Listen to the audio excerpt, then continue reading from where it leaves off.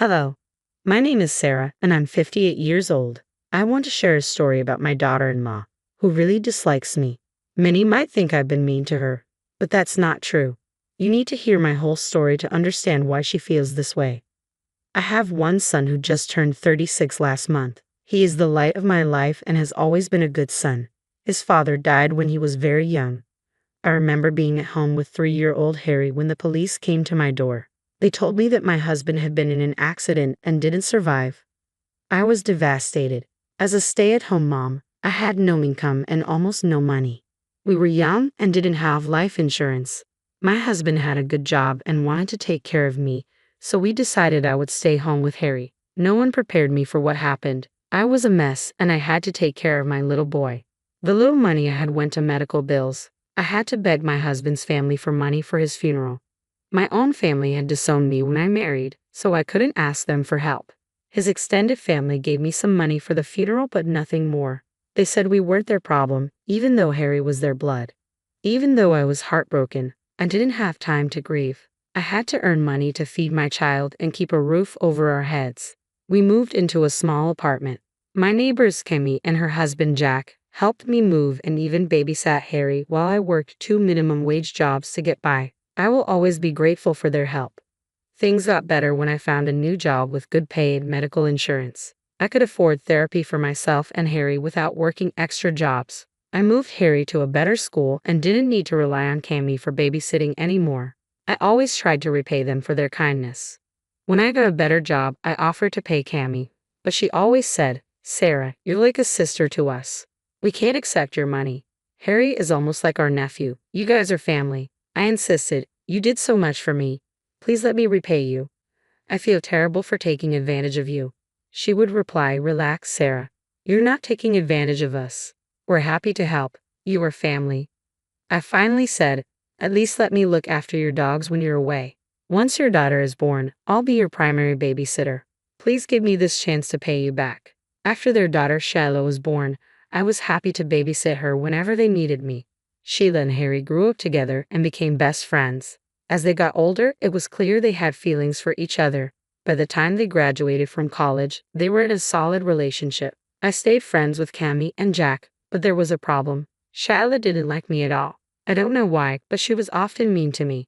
Shiloh complained about my house rules, saying I was too controlling with Harry. I just had basic rules like not wasting food and cleaning up after yourself.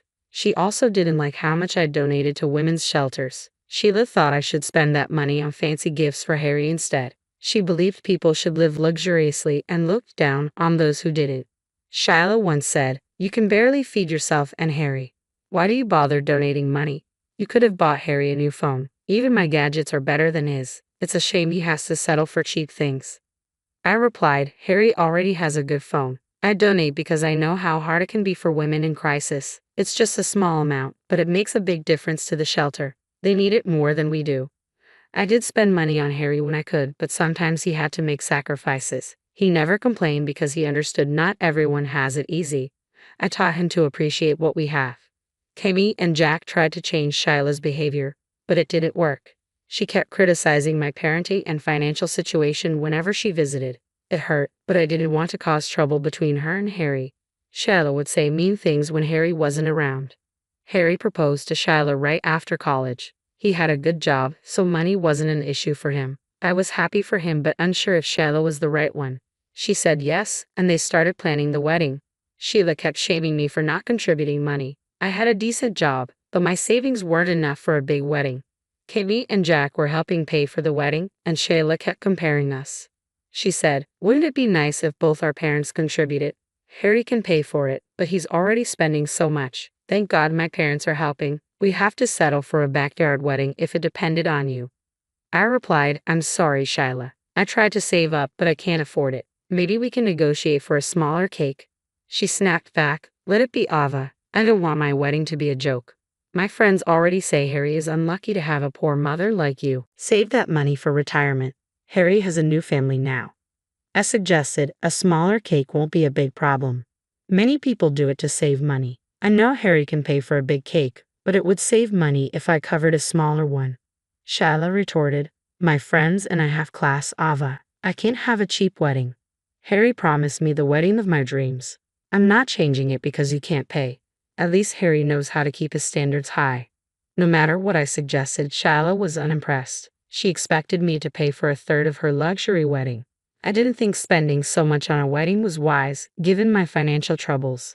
To help, I sold my old engagement ring and gave the money to Harry. Harry, this is your wedding gift. I want you to use it as a down payment for the house you're looking at. I know it's not much, but it's all I can give. Mom, you don't have to. I feel guilty about accepting it. Please, Harry, I want you to have this. Nothing would make me happier than knowing you used this money for your dream house. Harry accepted the gift and bought the house. Shyla, who was jobless, decided to be a stay-at-home wife since Harry made enough money for both of them. It was her dream come true. However, Harry kept the house in his name, and Shyla didn't know I contributed to the down payment. She often boasted to her friends about how wonderful Harry was, but her happiness didn't last long. I had a bad accident on my way home from work and needed a long recovery. Harry covered my extra hospital bills and insisted I leave my job. I didn't want to depend on him, but I had no choice. Harry then asked me to move into his home so he could take better care of me. Harry, I don't want to be a burden. You have enough on your mind with the wedding. Sheila might have a hard time adjusting to me being there. I don't want to intrude. Mom, the house is big enough for all of us. I'm sure Shyla will understand. Kami and Jack also stay with us from time to time. You are no different. You've sacrificed so much for me. Now, it's my turn to look after you. But you need to discuss this with Shyla. I won't live with you if she refuses. I can understand if she doesn't want to take care of me. I'll talk to her. She won't have to look after you. I'll hire a good caregiver so you can rest easy. Harry pleaded with me, and eventually I agreed to stay with them. Ava told me she was happy I was coming to stay, but when Harry wasn't around, she showed her true feelings. She was furious and told me she would kick me out after a few days, just trying to save face in front of my son. One evening, while Harry was working late, Shyla invited her friends over for a party. They were loud, and I could hear them from my bedroom. Sheila made sure they were within earshot and said things like, "I'm glad you guys like the house. It's exactly what I dreamed of." Harry is paying for the wedding and the house. If only his horrible mother had planned better for him. Her friend responded, "It's sad Harry had such a bad parent. His mom is practically a peasant. I don't know why Harry thinks so highly of her. She's so poor she couldn't even help with the wedding." She suggested a smaller cake as if her peasant money would even get a Costco cake. "Why is she living with you? Doesn't she have her own life?" Shyla replied, "She quit her job to live on Harry's money. She keeps mentioning how the accident damaged her body, and now Harry is paying for her expenses. Imagine that. But it's only for a short time. Once the wedding is over, I'll make up some lies and kick her out. I have the perfect plan." Hearing this was like a stab in the chest. Sheila had not only destroyed my dignity but also made me the butt of her jokes. I was silently sobbing in my room when I decided my son needed to know the truth. I recorded their conversation since they were so loud. When Harry got home from work, Shyla was back to her sweet self, trying to impress him. After dinner, I called Harry to my room and showed him the recording. He was furious. He immediately called Shyla over and played the recording. "Shyla, what the hell is this? You need to apologize to my mother. I can't believe your audacity. How can you be such a vile person? Ava, listen to me, please. I didn't mean it." "Don't worry, Shyla. You don't have to apologize. Harry, I just showed you the recording so she can't say I'm lying about her behavior. I will be moving out next month for my peace of mind. I just want to be alone for some time," I told Harry. He was furious but told me to take the time I needed. Later that night, Harry called over Cammy and Jack. He showed them the recording in front of Shyla, me, and them. He made Shyla confess to everything. Cammy and Jack were appalled and embarrassed. The conversation went like this. "Shyla, what is this I'm hearing? Is this how we raised you? You know how much Ava struggled to raise Harry. She even took care of you and considered you her daughter. Is this what you think of her? I'm ashamed to ever think you are my daughter." "Please don't say that, Cammy. It's not your fault. She is a grown woman and can form her own ideas. You better apologize to Ava for what you said, Shyla. She may not forgive you, but it's the least you can do." "Ava, I'd also apologize on her behalf. I don't know where we went wrong with her." "No, Jack, you don't need to apologize. You both have done nothing wrong. I know I have become a burden to Harry." "Mom, don't say that. It was my decision to take care of you." Shyla, you should be ashamed of yourself. I can't even look at you right now. You're jobless, yet you speak this way about my mom? I'm so sorry, Harry. I was being stupid. I didn't mean those things. Ava, please forgive me. This will never happen again. No, an apology is not enough. I'm canceling the wedding for good. You need to move out and get a job. Do you really think I can marry you after this? No, no, no, Harry, please don't do this. I beg you. Shyla, I think this is best for you. You need to get a job and learn what it's like to support yourself. We've coddled you for too long. It's time you learned how hard it is to be financially independent. Harry, you know I've never worked before. How will I find a good job? I might have to work at Walmart or restaurants. No one else will hire me. Good, that's how you learn the importance of money.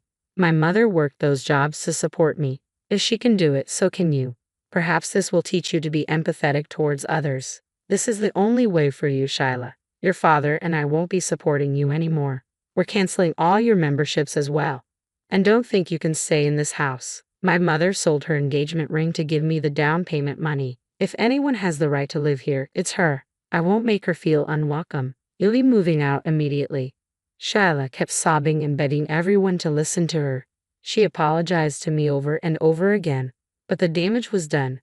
Harry was adamant about canceling the wedding and ending the relationship. Sheila moved out the next day into her parents' house.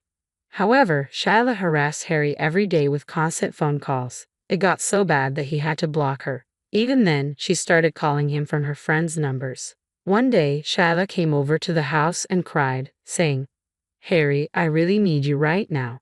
My parents are threatening to throw me out if I don't get a job. They refuse to pay for my phone bill.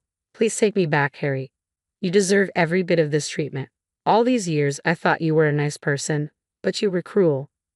Don't say that, Harry. I love you so much. Do you know what I'm going through?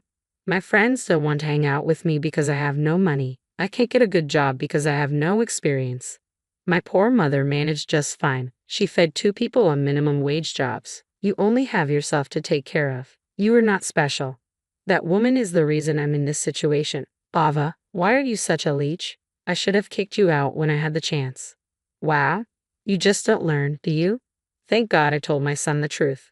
Otherwise, he would be stuck with someone like you. I've had enough of you, Shyla. You need to leave immediately. Don't even think about stepping foot in this house again. I will call the police next time you show up. Sheila was slowly becoming hysterical before my son threatened to call the police again. She left looking defeated but not before throwing me some disgusting looks. I decided to call Cammy and Jack to tell them about what happened, warning them that we might have to call the police on their daughter. When Cammy heard what happened, she thanked me for telling them. She cut the call, and I didn't hear from her for a month. Harry was extremely heartbroken and spent his time either in the office or taking care of me. He also said that he was glad he saw Shyla's true face before marrying her. A month later, I finally heard back from Cammy. I hadn't contacted her because I thought she was mad at me. When she finally called, she said, Ava, I'm sorry for being out of touch this past month. So much has happened, and everyone got overwhelmed. I wanted to give you space so you could decide if you still wanted to keep in contact. You're talking about Cammy? All this time, I thought you were mad at me. We were like sisters, remember? I would never cut you off. Besides, it wasn't even your fault. I could never be mad at you, Ava. It was because of my stupid daughter that this happened. I can't believe I raised such a vile human. You tried your best. Unfortunately, she had such bad friends. She can easily change her thinking, but she just won't. Well, I think it's time she learns. We have kicked her out. She had a month to find a place and move. It's about time we start teaching her about the real world. She's working at McDonald's but hates it. We do talk, but neither Jack nor I send her any money. I think she's staying with 3 other girls in a cheap apartment. Her friends dropped her the moment she didn't have any money to spare. Has Shyla's attitude improved even a little? Unfortunately, no. She still cries about Harry and blames you for ruining her life. We tell her it's all her fault. Sheila still thinks she's too good to work. I guess her delusion isn't cooperating with her right now. We will try our best to set her straight. We have even offered to pay for therapy. If she doesn't improve, we might go low contact. We talked for hours and made things good between ourselves. She was sad she couldn't have Harry as her son-in-law, but understood that it was for the best. Both Cammy and Jack have said they will always consider Harry as one of their own. I'm glad we can maintain a relationship despite everything. A few months later, Harry and I had to put a restraining order against Shyla. She showed up at the house and thrashed my car, which was in the driveway. She also attacked the door when I told her I was calling the police. The security cameras caught everything. The police got there and told her to leave. Both Harry and I decided to file for restraining orders. I decided against pressing charges because it wasn't worth it anymore. Harry decided to buy me a new car so that I wouldn't have to worry about transportation. I'm still living with my son. Cammy and Jack also keep visiting from time to time. Every time we talk about what happened with Shyla, they are still mortified by her behavior. They rarely contact her or answer her calls anymore. Sometimes I feel bad for them. They were good parents and deserved more. All in all, I'm glad it was a tough lesson for Shyla. I also realize how much my son loves me. Harry is currently dating a woman who I think is just perfect for him. It's still early to tell, but I hope she becomes my daughter-in-law.